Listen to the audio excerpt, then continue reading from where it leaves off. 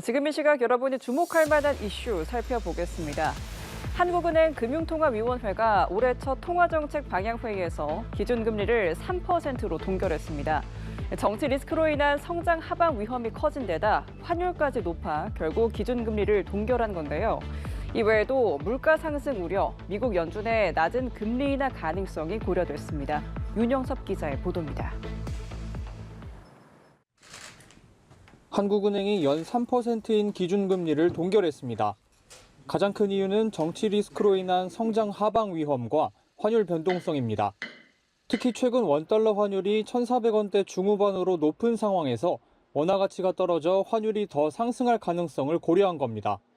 계엄, 탄핵 등 최근 정치 불안정은 환율에 부정적으로 작용했습니다. 미 달러와의 강세 영향이 이어지는 가운데 국내 정치적 리스크 확대가 추가 상승 요인으로 작용하였습니다. 한은은 환율 급등으로 인한 물가 상승도 우려했습니다. 환율이 1,470원대를 유지한다면 올해 물가 상승률은 기존 예측치인 1.9%에서 2.05%로 오를 것이라는 분석입니다. 또 미 연준의 금리 인하 폭이 제한적일 것이라는 전망도 금리 동결에 영향을 미쳤습니다. 심지어 미국 시장 내에선 금리 인상 얘기도 나오는 상황. 다만 한은은 트럼프 신정부가 출범하면 이러한 불확실성이 어느 정도 가라앉을 것이라고 판단하기 때문에 상황을 한 번 더 점검하고 판단하겠다는 겁니다. 이번 금통위 회의에는 금통위원 6명 중 5명이 동결, 1명이 기준금리 0.25%포인트 인하 의견을 제시했습니다. 다만 향후 통화정책 방향에 대해 성장 하방 위험이 커진 만큼 기준금리 추가 인하가 필요하다는 데 의견을 같이 했습니다. 저를 제한 6분 모두가 3개월 내에는 지금 현재 금리 3%에서 낮은 수준으로 인하할 가능성은 열어놓아야 된다는. 다음 달 통화정책 회의 전 정치 리스크로 인한 불확실성이 해소되지 않는다면 통화정책 운용 방향에 대한 한은의 고심은 더 깊어질 것으로 보입니다. 연합뉴스TV 윤영섭입니다. 이스라엘과 팔레스타인 무장정파 하마스가 15개월 만에 가자 전쟁 휴전에 전격 합의했습니다. 양측은 일단 6주간 교전을 멈추고 3단계에 걸쳐 인질 석방과 군 병력 철수, 영구 휴전 등을 논의하기로 했습니다. 다만 완충지대인 필라델피 회랑에서 이스라엘군 철수 문제가 완전히 일단락되지 않아 갈등의 여지는 남아 있습니다. 윤석희 기자의 리포트 지금 바로 전해드리도록 하겠습니다. 지난 2023년 10월 7일 팔레스타인 무장정파 하마스의 이스라엘에 대한 기습 공격으로 시작된 가자 전쟁. 이스라엘과 하마스가 전쟁 발발 470일 만에 가자 지구 휴전에 전격 합의했습니다.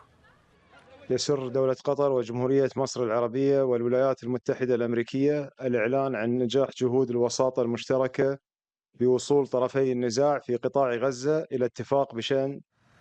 양측은 일단 6주간 교전을 멈추고 인질과 수감자를 교환하면서 3단계에 걸쳐 영구적 휴전을 논의하기로 했습니다. 1단계로 하마스는 인질 33명을 석방하고 이스라엘군은 가자 지구에서 점진적으로 병력을 철수하기로 했습니다.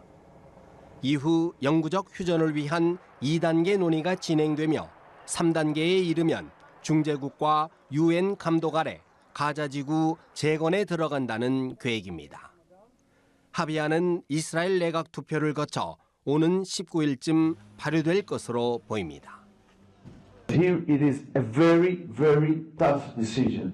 The Israeli cabinet will have to accept.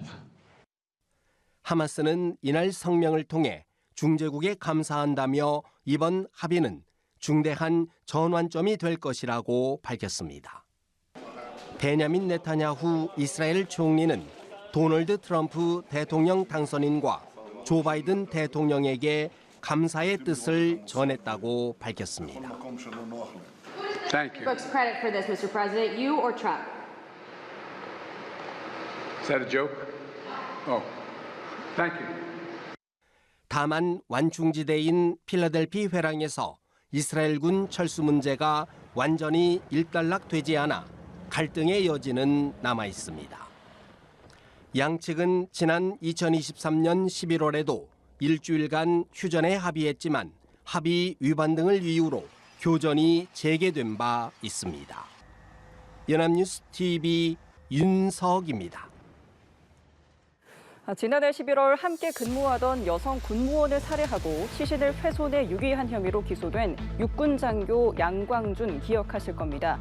양 씨가 오늘 법정에서 피해자 측에 금전적 보상을 하고 싶다고 밝혔는데요. 공소 사실은 대부분 인정하지만 사전에 계획한 범행이 아니라고도 주장했습니다. 재판부는 피해자 부모와의 보상 등 합의 결과를 두고 다음 재판을 이어나가기로 했습니다. 이상현 기자입니다.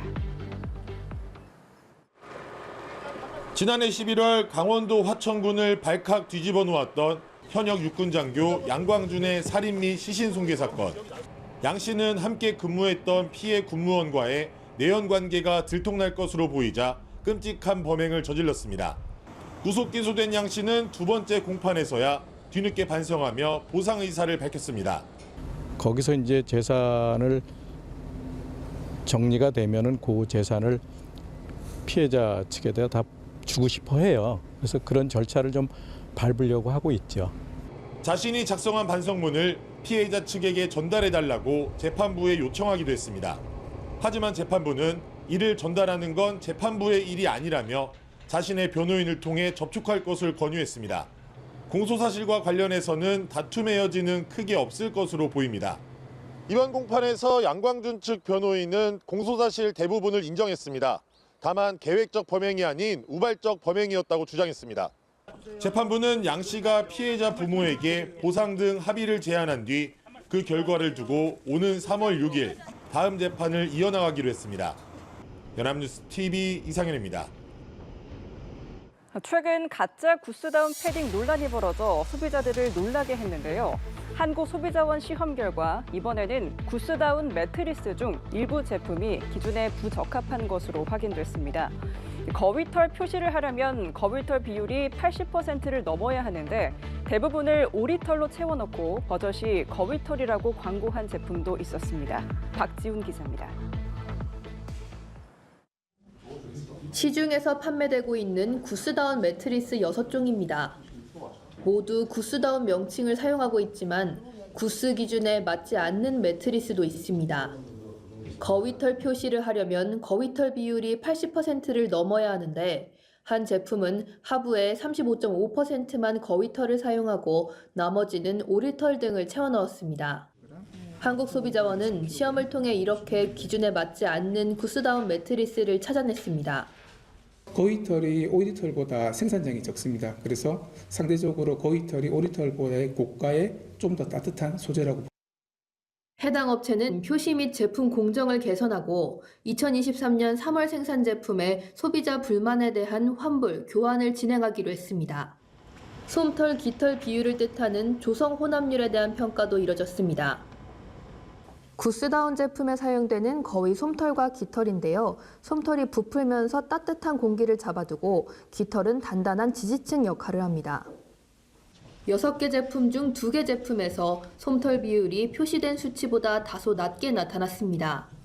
충전량이 표시보다 적었던 제품도 있었는데 상부에 다운 무게를 450g으로 적어놨지만 실제로는 30g 부족했던 겁니다.